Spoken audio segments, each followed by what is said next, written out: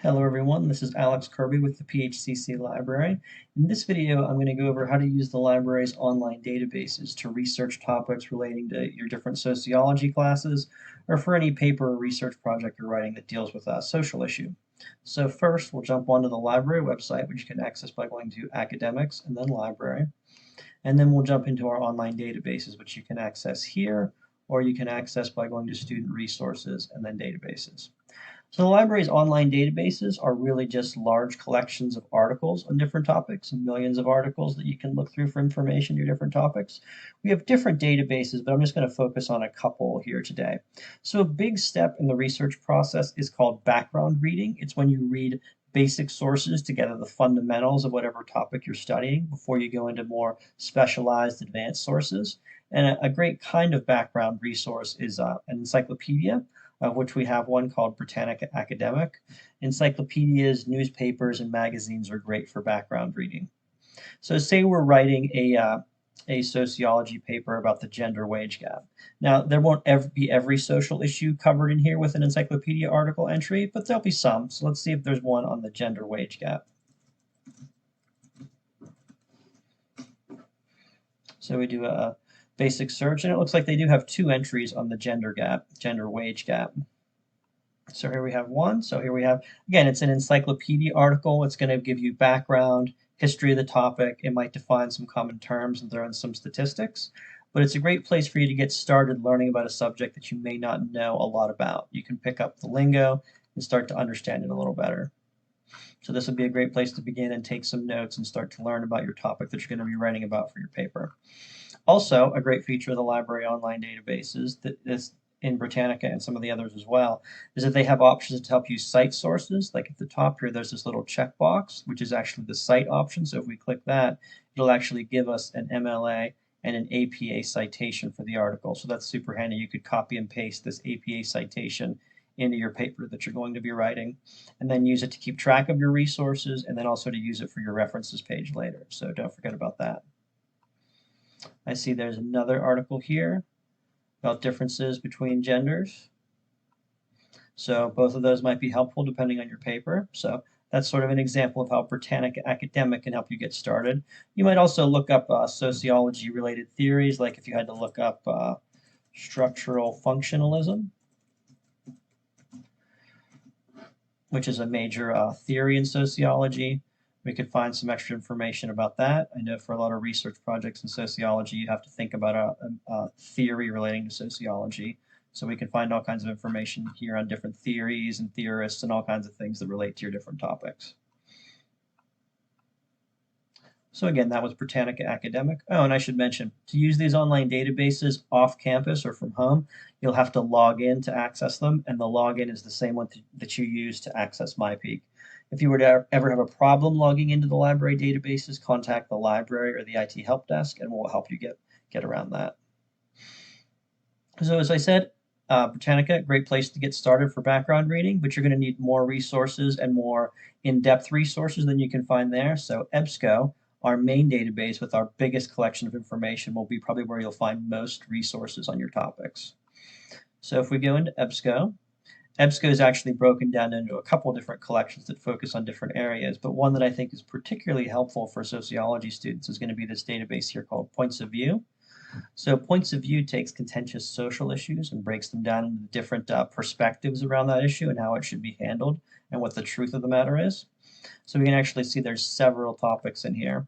If we go to Show All, we'll actually see that there's several hundred. So if you're still at the point when you have to do a research project for a sociology class or around a social issue and you can't pick your topic, this might be a great place to look for ideas for your topic, as there are several hundred that you could pick from. And like I said, they all focus on different social issues and social problems. I mentioned that our example topic was going to be the gender wage gap. We see here there is a topic called gender equality. We can look at that and see if it discusses wages. So how Points of View works is it takes your topic and divides it into three main articles. This first article is informative. It defines terms, it covers the history of your issue. So it's a great starting point. It's just an informative article. It doesn't take a perspective. It just offers information. So it's unbiased in that way. So you might find some good information there as well. And remember, you can get citations in here. The interface is different than Britannica because it's an EBSCO product, but to the right, you'll see there is a cite option to the right here to get your APA and MLA citations for the articles you find here. Another important thing to note is to the right, there's links to other articles related to the topic called the point and counterpoint. And these articles will be arguing the different perspectives around gender equality. So if we click on this one, so it talks about gender equality in U.S. businesses. So probably will talk about the pay gap between men and women, and I see that's discussed here. So at the top they have their thesis sentence, their point about women are paid less than men for similar jobs, and then it has their argument here. So if this was your topic, you might find some good arguments and information here to use, depending on how you were arguing it. And then below that, there'll be the counterpoint, the other side of the argument, and they'll talk about their take on the gender wage gap. So although you may find one side of an argument more persuasive, you really should be aware of all the different arguments surrounding a topic that you're studying, so you can take that into account when you're writing. So yeah, so just by using points of view, we found 3 extra sources that we could use for a research project. This overview article, this informative article, and then our 2 persuasive articles over here to the right. So between Britannica and this, we've already got 3 or 4 sources that we might use for a paper. Now I should distinguish, there are different kinds of sources you can use for research projects. These are what I would call our trustworthy, authoritative sources. There's also sources that professors may refer to as scholarly sources or academic sources. Those are ones that are written by scholars that specialized in a subject area, and those articles go through a long peer review process. They are located somewhere else in EBSCO, and I'm going to show you where to find those next. But if your professor for an assignment says they want scholarly or academic sources, those are what we're about to look at. So like I said, EBSCO is composed of different collections. Here's one on literature, business, and things like that. EBSCOhost Web lumps together all the different resources in EBSCO in one place for you to search at once, and it's probably where you'll spend the majority of your time researching, and it's where we can find those scholarly sources. So if we search in here for gender wage gap, we see all kinds of things relating to this topic popping up, whether we want to focus on a certain country or a certain business area like sports or something like that. We can do that. I'm just going to do a general search. And as I said, there's a lot of resources in here. We have 4,237 articles that were brought up by our search for the gender wage gap. Every article will be labeled a different type. Like this one is an academic journal article, which is one of those scholarly peer-reviewed articles that I mentioned before. Your professors may require a certain number of these, and they'll all be labeled academic journal articles. As I said, they go through a peer review process, which means before they're published, a whole committee of other professionals that study the subject review the articles for quality and accuracy. So they tend to be really high quality, well-researched information. So your professors will always encourage you to use them because of their high accuracy. So we have several here we could look at. If we click on the title, it'll bring us to this detailed view page where it has details about the article, who are the authors. We could look at their background if we wanted, the date the article was published. A lot of professors will only want you to use articles from maybe the last 5 or maybe 10 years. So always check with your professor and look at the assignment details to know how new they want sources to be.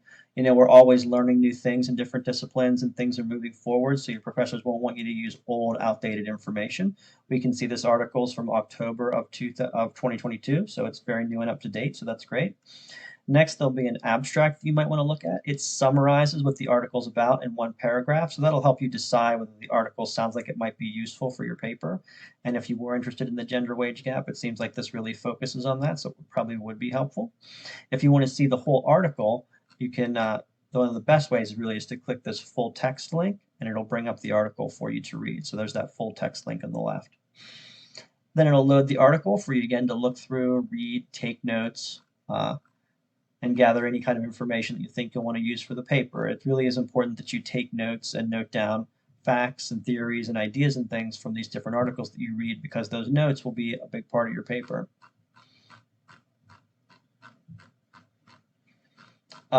Just as I said in the other databases we looked at, to the right there's an option to get a citation for any article that you find by hitting the Cite button here, and it'll bring up our APA or MLA citation. Sometimes there's small mistakes with capitalization with these citations, but they still get you most of the way to a finished citation. So you can copy and paste those into a paper, and then you might have to edit them to update them for any small mistakes. Like this one has the capitalization incorrect for APA style. In APA style, you only capitalize the first letter of the first word of the title of the source. Like in this case, the. Everything else should be lowercase for the title. And then you just capitalize the first letter of the first word for the subtitle after the colon. But those would be easy corrections to make. The only exception to that is you do leave proper pronouns capitalized. So we could copy and paste that into a Word document, fix those small things, and we'd have a finished citation that EBSCO gave us. So that's super handy and super nice. Of course, you can always reach out to the library if you need help or someone to double check your APA or MLA citations. I should also point out over here to the right, there's this little chain icon, this little link icon, and if we click that, it gives us what's called a permalink to the article. So the usefulness of that is if you want to save a link to the articles you find in EBSCO, the main web address up here won't work. This is a temporary web address that's generated by your search, so if you click on it a few hours from now, it won't work, but this permalink will. So if you want to save links to your sources, always click this permalink icon and then save that link in a Word document or somewhere for you to look at the article later, or you can just copy and paste the citation and then you can use the title to find the article in EBSCO later. Of course, there's other options here to print the article and all kinds of good things. So once we're done looking at the article, we can click Results List in the upper left to go back to EBSCO. There's all kinds of other ways to sort through our search results. We can update the date. Like right now, we're getting articles from all the way back in 1974. Like I said, you may want to focus on newer research. So by dragging this little bar over, we can tell the database, hey, I only want articles from the last 10 years or so, which will still be a ton of articles, but it will get you, like I said, better up-to-date research. You can go through your results list. Again, academic journal articles will qualify as scholarly peer-reviewed sources, but you don't have to only use those for your papers. You can also use, if we go through source types here, we can tell the database, hey, I only want to look at magazines and news, which would be newspaper articles. Maybe you're just getting started and those are easier for you to use. Because they're a little less technical than academic journal articles can be, so you might find some good information here in newspapers and magazines as well. There's one from the Harvard Business Review. It says how summertime fuels the gender wage gap. So we'd have to look into that to see what that meant. But so there's all kinds of ways you can sort through your search results to find more details here. There's also options to limit things by geography, like you can look at a specific country and all kinds of things like that. As you search, you may have to play around with your search terms to get great search results. Like I tried gender wage gap. There's probably other ways I could say that. Here we have gender wage gap, gender pay gap, or pay inequality. So I could search all three of those terms at once using the OR connector, and I might get some different articles before. See how I had 4,000 articles and now it jumped to 8,000 because I threw in a couple extra terms to get extra hits. That's how you can sort of play around when you're keyword searching. If there's multiple words you want to search at the same time, you can actually connect them by the word or, and the database will search all those words simultaneously, so you may get more hits that way. That's especially helpful if there's more than one name that your topic might go by.